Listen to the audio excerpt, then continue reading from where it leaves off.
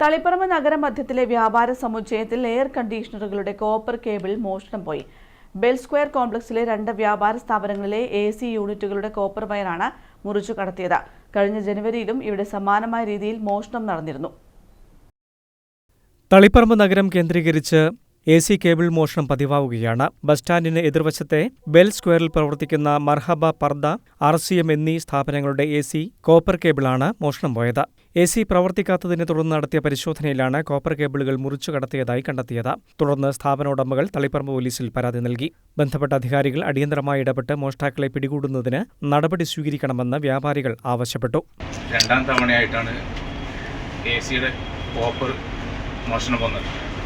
നേരത്തെ മെഡിസിറ്റി, അതുപോലെ തന്നെ മറ്റൊരു ഹോമിയോ ഡോക്ടറായിട്ട് ബന്ധപ്പെട്ട ഒരു ഷോപ്പിൻ്റെ അങ്ങനെ നേരത്തെ കോപ്പർ മോഷണം പോയിട്ടുണ്ട്. ഇപ്പോൾ ഇത് രണ്ടാം തവണയാണ്. മർഹബ പർദ, അതുപോലെ തന്നെ RCM, അങ്ങനെ 2 കടയുടമകളുടെ കോപ്പർ മോഷണം പോയിട്ടുണ്ട്.